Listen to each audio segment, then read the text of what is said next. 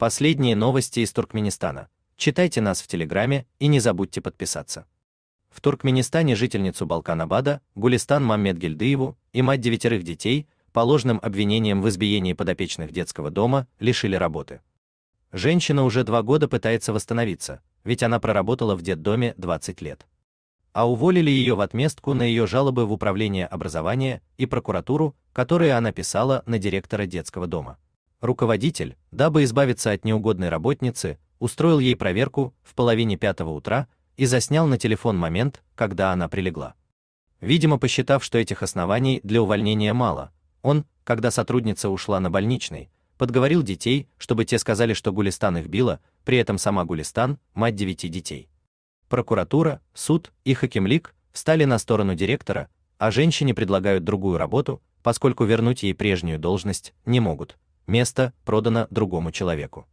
Проблемы на работе у Гулистан начались летом 2022 года, когда она обратилась в управление образования Балкан-Абада с просьбой дать временную работу ее дочери, только что окончившей учебу. Дело в том, что Гулистан, мать героини, почетное звание Энемехри, ей было присвоено постановлением президента в 2018 году. В свое время она обращалась в местный хакимлик по вопросу улучшения жилищных условий, но там ей открытым текстом заявили: «Квартира тебе не положена, рожала ты для себя, а не для государства, не надо было рожать». Женщину отправили на биржу труда.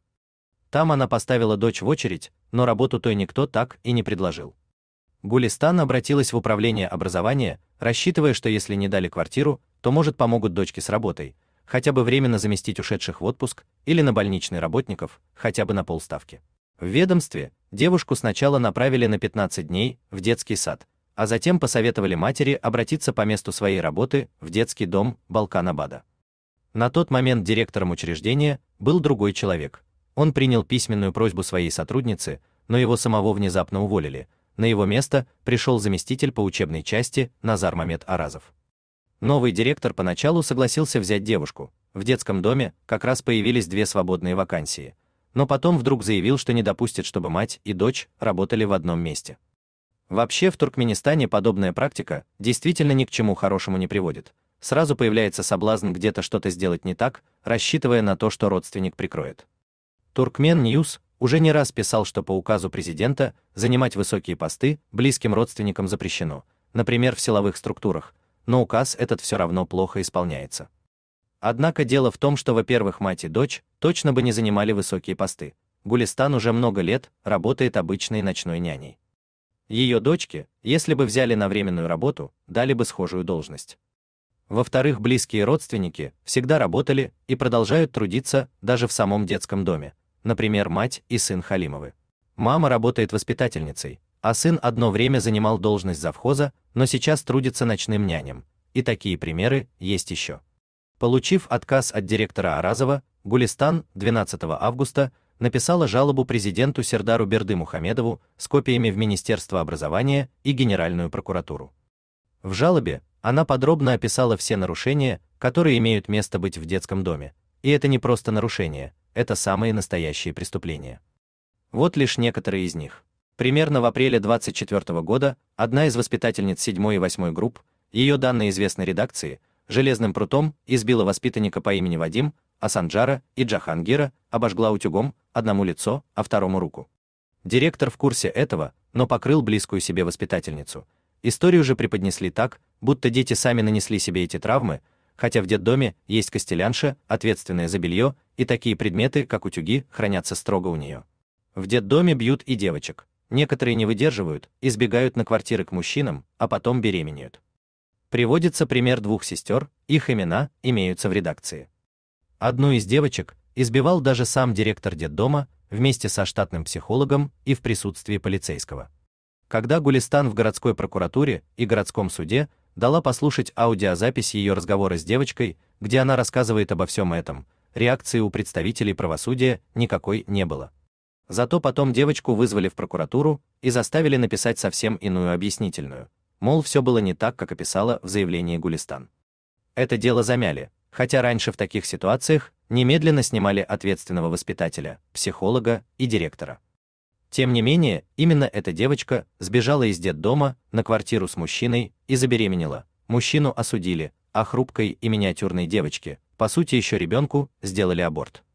Ее сестра впоследствии вскрыла себе вены, после чего ее поместили в психбольницу. За последние годы в детдоме помимо этого случая были и другие, когда беременели несовершеннолетние девочки. Вообще в психбольницу отправляют немало воспитанников, и единственная причина этого – неспособность детдома воспитывать детей.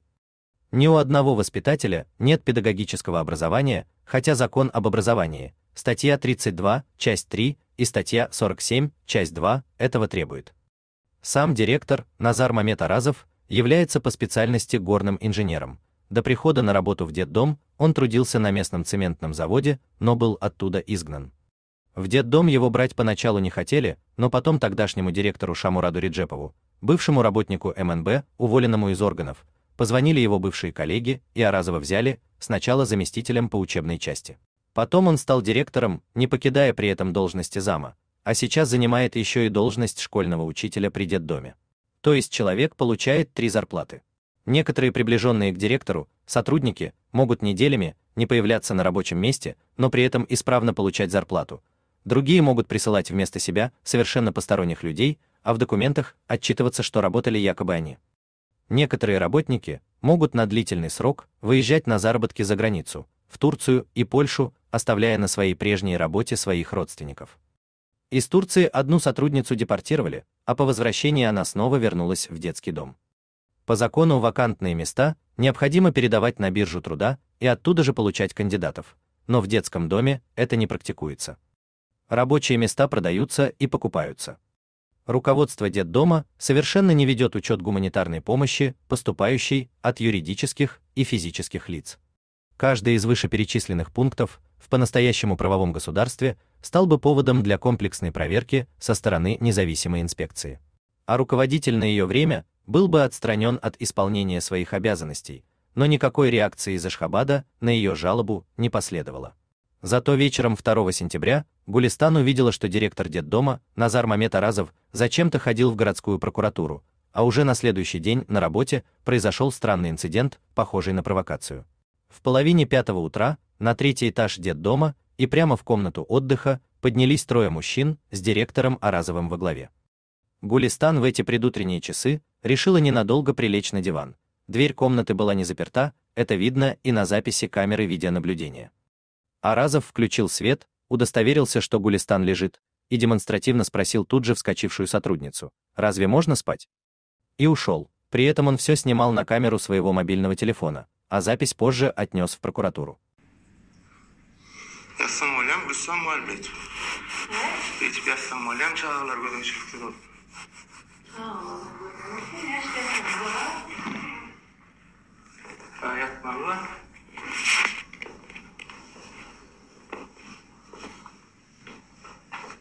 Через несколько дней директор собрал некоторых сотрудников и объявил Маммед Гильдыевой выговор. Весь разговор он тайно записывал, спрятав телефон за цветочным горшком. Запись имеется в распоряжении редакции.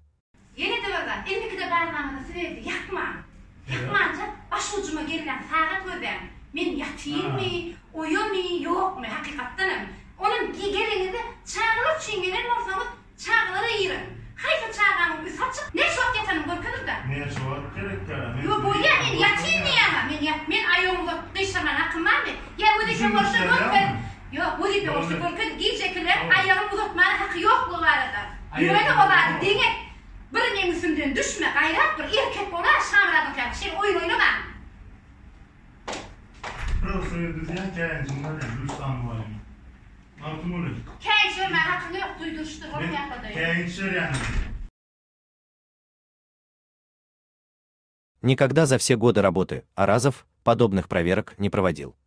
Если проводится внезапная проверка всего детдома, как сказал сам директор, то почему он пошел прямиком в ее группу, минуя первые 2 этажа? Женщина заявила, что считает это умышленной охотой на себя после ранее написанного ею на директора заявления. Но ладно, выговор так выговор. На следующий день 6 сентября Гулистан взяла продолжительный больничный, а 14-го ее вызвали в прокуратуру по написанной ею в августе на имя президента жалобе.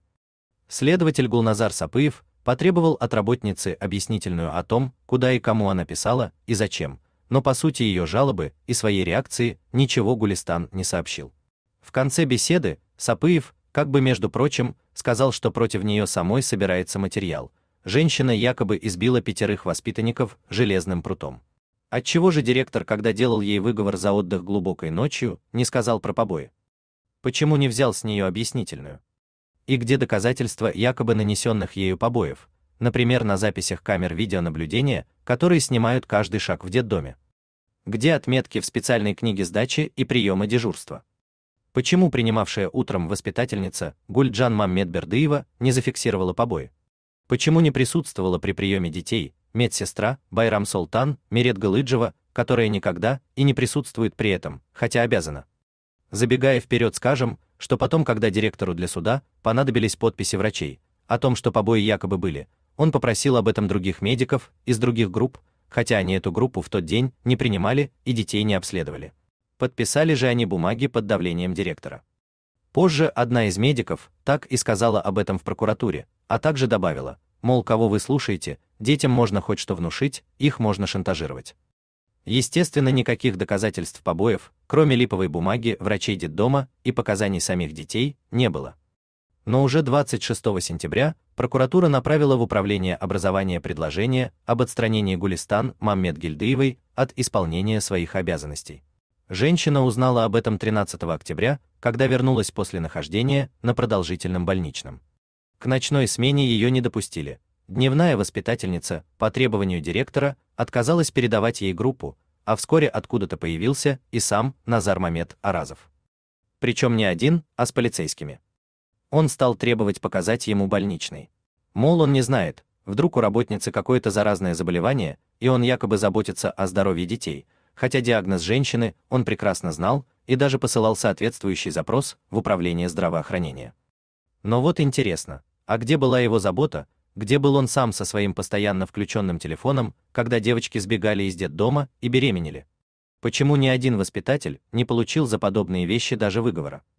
Больничный в тот день Гулистан с собой не взяла, так как обычно вечером никого из руководства на работе не бывает. Но отсутствие больничного – это лишь причина. Директору Аразову нужен был повод не пустить работницу внутрь, чтобы она не смогла поговорить с детьми. Дело в том, что в ее отсутствие он подговорил 5 детей и записал на телефон их так называемые показания. Дети демонстрировали на его камеру якобы следы от побоев, нанесенных ночной няней. Директор заявил, что у него имеется предложение прокуратуры об отстранении ее от работы. С этой бумагой Гулистан не ознакомили и выпроводили с территории детдома.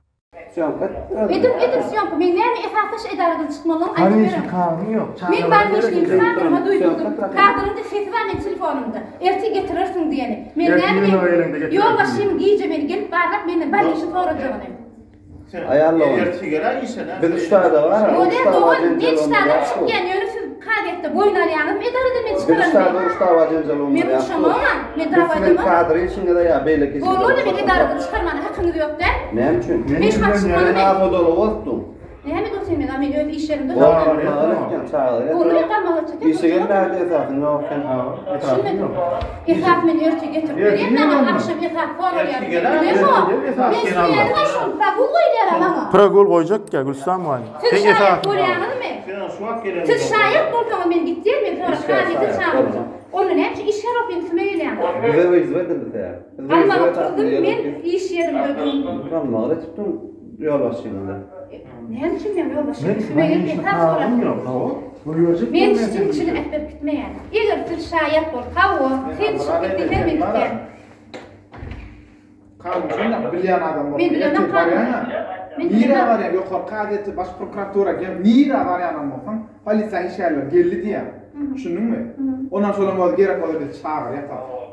На следующий день, 14 октября, начальник отдела кадров и по совместительству председатель правкома Мехри Оразова созвала собрание, на котором заявила, что Гулистан Маммедгильдыева отстранена от работы по требованию уполномоченного на то органа или должностного лица. Статья 38, часть 9 Трудового кодекса.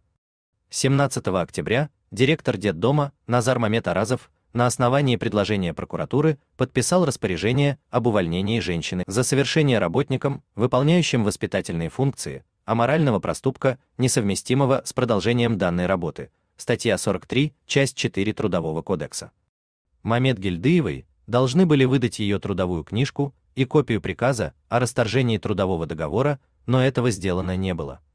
Гулистан решила это дело так просто не оставлять. Судья городского суда Даянч Сапаров, тот самый, что оштрафовал пьяного водителя, сбившего насмерть человека и посадившего 2 врачей, женщину даже не слушал. Когда адвокат на суде спросил, видел ли кто-нибудь, как его подзащитная била детей, судья перед ответом директора детдома внезапно объявил перерыв. Более того, в тот день на суд по какой-то причине не явилась ключевая свидетельница, принимавшая утром у Гулистан детей. Именно она могла бы сказать, видела ли она следы побоев или жаловался кто-то из воспитанников на ночную няню, но вместо нее пришли 3 воспитательницы, которые вообще не имели отношения к этой группе воспитанников. Они буквально промямлили, что да, что-то видели, какие-то следы. Суд отказал женщине в восстановлении на работе и выплате компенсации за вынужденный прогул. После заседания Гулистан спросила судью Даянча Сапарова, хочет ли он увидеть реально избитых детей, и показала ему многочисленные фотографии и видеозаписи, но судья назвал снимки фотошопом. А коллегия судей Балканского вилаятского суда, куда она подала апелляцию, потратила на женщину ровно 15 минут и отправила ее снова в прокуратуру. На протяжении всех этих 2 лет Гулистан добивается справедливости. Однажды она забрала всех своих 9 детей и поехала в Ашхабад прямиком к дворцу президента. Оттуда их быстро отвезли за город, а вскоре подъехали силовики из Балканского вилаята, всех погрузили в машину и повезли назад в Балканабад, мол, там решим вашу проблему. Женщина потом неоднократно ездила в столицу, была на приеме в Меджлисе, Генпрокуратуре, Верховном суде и аппарате омбудсмена. Везде она показывала диски с реально избитыми детьми и просила лишь одного – показать ей основание, на котором прокуратура города Балканабада выдала предложение о ее увольнении. Но ни одно ведомство не выслушало Гулистан и не отреагировало на факты нарушений и преступлений в детском доме. Вот так просьба многодетной матери о предоставлении работы ее дочери обернулась ее же собственным незаконным увольнением. Вскрытием массы нарушений на работе и тотальным безразличием со стороны местных правоохранительных органов и правосудия, а также больших чиновников в Ашхабаде. Крайне печально еще и то, что оставшиеся без родительской любви и заботы дети, а их в детском доме без малого 300 человек, растут в среде, где царит атмосфера лжи, произвола и безнаказанности. На их глазах плетутся интриги, происходит сговор и совершаются преступления, в том числе и в отношении их самих. Какими они вырастут в дальнейшем, с каким багажом вступят во взрослую жизнь. Вместо решения этих проблем женщине предлагают другую работу, например, в ремонтно-строительном управлении Хакимлика, на асфальтобетонном заводе или в частных фирмах. Но Гулистан мало того, что любит детей и свою работу, которой она посвятила 20 лет жизни и за которую в 2017 году была отмечена почетной грамотой профсоюза Балканского вилаята, она еще хочет защитить и свое человеческое достоинство. Женщина настаивает, что детей не била и была уволена незаконно. После каждого письма в Ашхабад, после каждой угрозы обратиться к президенту через интернет, Гулистан сталкивается с постоянными вызовами в полицию, где серьезные люди открытым текстом советуют ей подумать о будущем своих собственных детей. И их угрозы уже осуществляются. Так, в мае этого года 15-летнего сына Гулистан схватили на улице сотрудники уголовного розыска, а матери потом сообщили, что он якобы изнасиловал некую девушку. 3 месяца женщину и ее сына таскали то в прокуратуру, то в полицию, проводили кучу экспертиз, но никаких доказательств причастности подростка к совершению преступления не нашли. Впоследствии выяснилось, что у девушки имеется умственная отсталость, и она даже не посещает школу, а находится на домашнем обучении.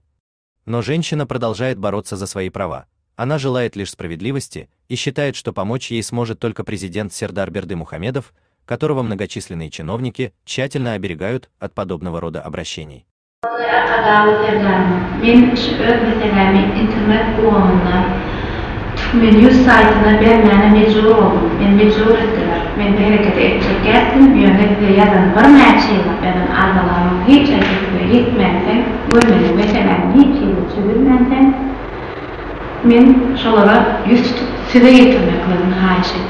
Чтобы не сложилось впечатление, будто Туркмен Ньюс защищает очередную многодетную мать, которая родила кучу детей и только и требует от государства то квартиру, то работу для себя и детей, хотим сказать, что к Гулистан это точно не относится.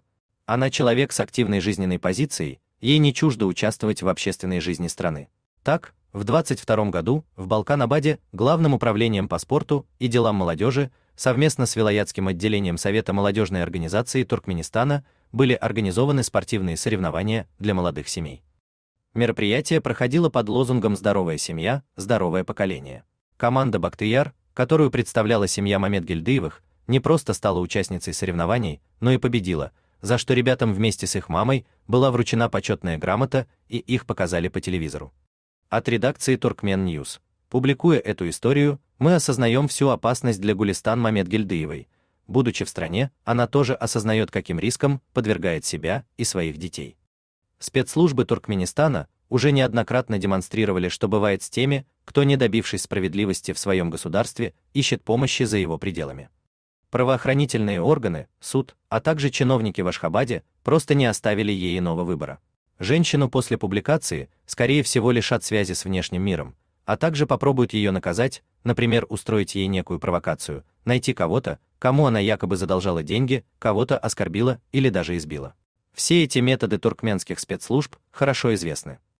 Тем не менее, мы узнаем все, что с ней может случиться в дальнейшем, и ответственность за это будут нести только спецслужбы, задача которых любой ценой предотвратить утечку информации подобного рода за пределы страны. У вас есть что рассказать? Пишите нам в секретном чате Телеграма. Мы никогда не раскрываем свои источники и гарантируем полную анонимность. А если вам нравится наша работа, поддержите нас, становитесь нашим спонсором.